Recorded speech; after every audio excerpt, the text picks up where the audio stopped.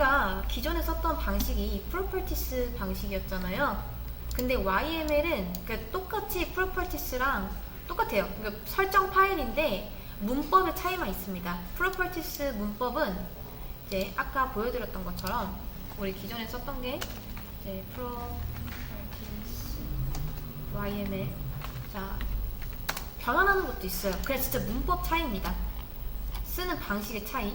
그래서 properties는 이런 식으로 한 줄로 점으로 이어서 쓰는데 YML은 계획 형식으로 줄바꿈을 해서 약간 파이썬처럼 정렬을 합니다. 근데 이제 보기가 나는 이 방식이 좀 더 편하다 하시면 properties로 그대로 이어서 해도 되고요. 근데 YML 써보니까 YML 문법이 조금 더 편하다 라고 생각하면은 이제 YML 문법을 쓰시면 됩니다. 그러면 어떤 걸 써도 상관없어요. 똑같아요. 기능한다는 거예요? 그쵸. 기능은 똑같습니다. properties랑 YML은 똑같은데 이제 쓰는 방식에서만 좀 차이가 있다. 그 정도죠. 자, 그래서 이제 오늘은 뭘 할 거냐면 우리 지난 시간에 도메인까지 조금 맞춰놨었는데 컨트롤러가 지금 없죠. 컨트롤러가 이제 중요한 역할을 할 거기 때문에 컨트롤러를 만들어 보도록 하겠습니다. 여기에서 아티클 이제 컨트롤러 하고 아티클 컨트롤러 보통 이렇게 만들었었는데 이제 이름을 조금 바꿀 겁니다. API 1 API 버전 1 아티클 컨트롤러 라고 이렇게 API 버전 1 아티클 컨트롤러입니다. 자, 우선 이제 우리가 보통 컨트롤러를 만들 때 아티클 컨트롤러라는 식으로 만들었었는데 이제는 네이밍을 제가 API v1 아티클 컨트롤러 이렇게 가져가면 좋습니다. 왜 그러면 API가 붙고 v1이 붙을까? 이게 중요한데 일단 설명을 드리면 원래는 아티클 컨트롤러 이런 식으로만 갔었죠. 근데 이제는 API 형태로, 그러니까 REST API를 쓰잖아요. 그래서 API 형태로 데이터를 넘기니까 그냥 뷰를 넘겨주는 게 아니라 JSON 형태의 데이터만 넘겨줄 거예요. 그래서 API라고 명시를 해주는 거고요. 그 다음 V1이라고 버전을 붙이는 이유는 API가 여러 환경에서 쓸 수 있기 때문에 그렇습니다. 예를 들어 웹 프론트에서 잘 쓰이고 있는 뭐 버전 1이 있는데 이제 뭐 새로 모바일 전용 API가 존재한다면 기존 버전 1을 수정하는 게 아니라 버전 2라는 이름으로 새로 추가를 하는 거죠. 그래야지 기존 서비스가 망가지지 않고 새로운 서비스도 안정적으로 구동을 시킬 수가 있겠죠. 그래서 이름을 이렇게 버전 관리하듯이 붙여 놓는 겁니다.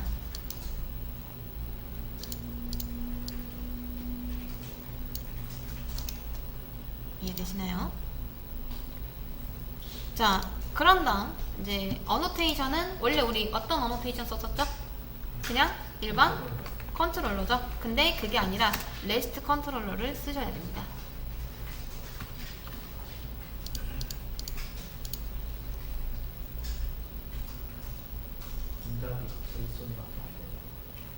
이제 그런 형식으로 보내는 거죠. 화면 넘기는 게 아니라 그냥 JSON 형태만 넘겨줄 겁니다. 그래서 여러분 기존에 우리가 컨트롤러를 썼을 때는 이제 필요할 때 리스폰스 바디를 붙여서 데이터를 문자로 넘겼었죠. 그쵸? 근데 REST 컨트롤러라고 이렇게 붙이잖아요. REST API는 기본적으로 데이터만 주고, 그러니까 JSON 형태만 주고 받으니까 그냥 REST 컨트롤러를 쓰시면 됩니다. 그러면 따로 리스폰스 바디를 붙이지 않아도 자동으로 JSON이나 문자 데이터 형태로 변환이 됩니다.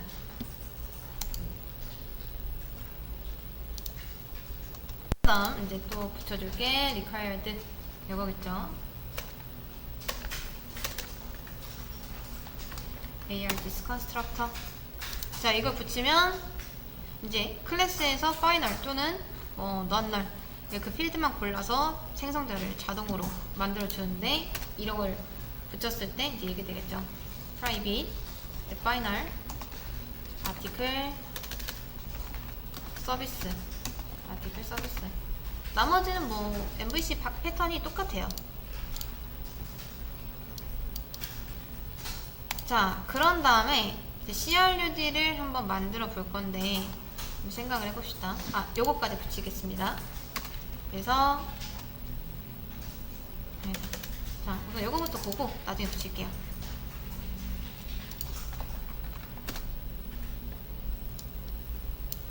보통 이제 닫건 조회를 한다.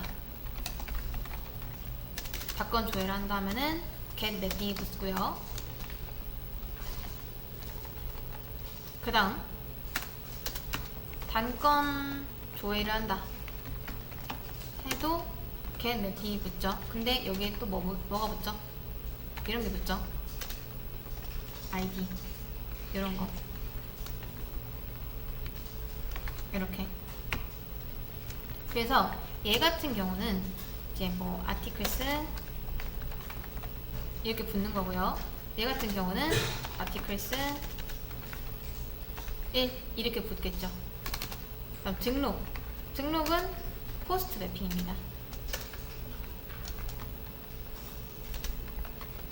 포스트 매핑.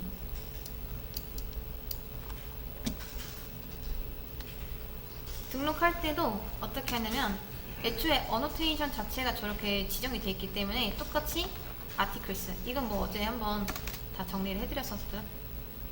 이제 다시 한번 뭐 짚어보면은 이렇다는 겁니다. 그 다음 수정을 한다.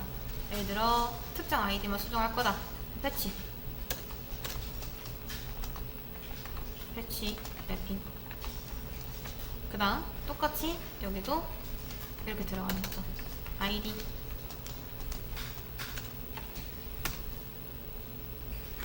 그래서 수정할 때는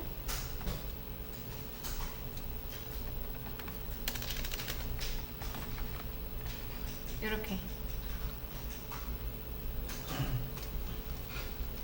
수정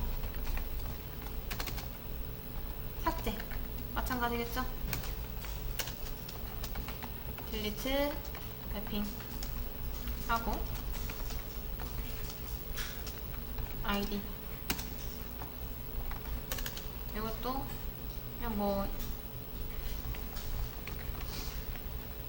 다 비슷합니다. 비슷해요. articles id 이런 식으로 이렇게 하면은 CRUD를 할 수가 있습니다. 그리고 컨트롤러가 훨씬 심플해져요. 예전처럼 필요한 기능이 뭐가 있지 하고 추가하는 게 아니라 레스트풀하게 만들면 자동으로 떠오르는 기본 구조가 이렇게 정해져 있거든요. 그래서 조금 더 수월하게 이걸 작업할 수가 있습니다. 그 다음 엔드포인트라고 이제 주소 체계라고 하는데 그 주소 체계도 규칙적으로 맞춰야 돼요. 그러니까 아티클 컨트롤러 안에 이제 뭐 버전 1만 있다고 해서 이 API 구분 요청이 되는 게 아니라 우리가 여기다 이제 지정을 해줘야겠죠. 당연히 리퀘스트 매핑을 기본적으로 깔아주는 겁니다. 뭘로? 여기다가 API 버전 1 articles 이런 식으로 공통 경로를 지정을 해주시는 게 좋습니다. 그러면 이 하위에 있는 메서드는 이제 이런 것들만 수정하면 되겠죠. 이런 것들만. 기본적으로 앞에 이런 것들이 붙는다라는 겁니다. 그래서 get 매핑 같은 경우는 여기 뒤에다가 1 뭐 이런 식으로 붙는 거죠.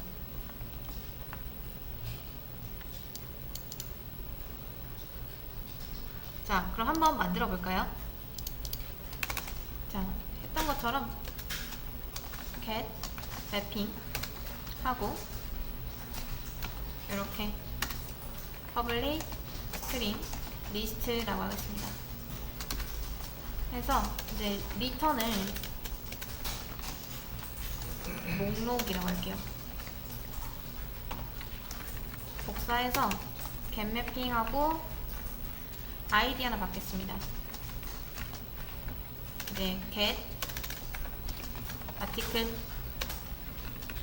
단건 그 다음 post 매핑 public string create라고 하면 되겠죠. return은 아직 잘 모르겠으니까 그냥 비워두겠습니다. 두 개만 저렇게 채워 넣을게요. 어차피 테스트 하는 거니까. 그 다음 패치 맵핑 해서 여기선 아이디 받아야겠죠? 아이디 퍼블릭 스트링 모디파이 데이터는 아무것도 안 주겠습니다. 그 다음 마지막 딜리트 랩핑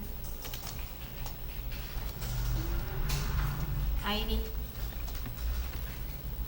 하고 퍼블릭 스트링 딜리트 리턴 그냥 이렇게만 하겠습니다.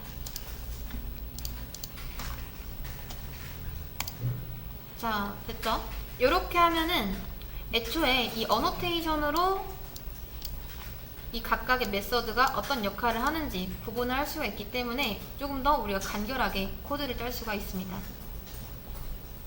원래는 이 화면단이나 어떤 기능들까지 꼼꼼히 봐야지 아 얘가 뭐 딜리트구나 아 얘가 뭐 수정이구나 이런 식으로 파악이 될 수 있었잖아요. 왜냐면 둘 중 하나였으니까 get이나 post나 그쵸?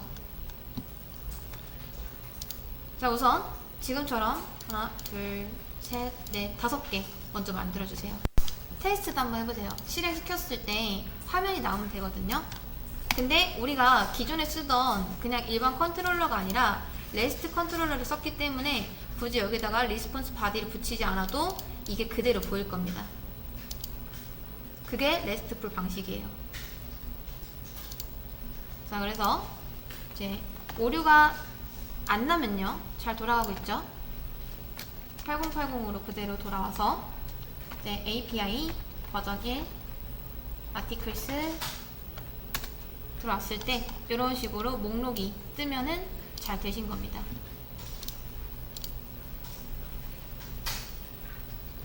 여기서 핵심은 뭐냐면 REST API 컨트롤러는 REST 컨트롤러를 만들고 그 다음 리퀘스트 매핑을 이런 식으로 지정을 해줘서 버전 관리를 진행을 하고요. CLUD 엔드포인트를 규칙적으로 이제 구현한다 라는 점입니다.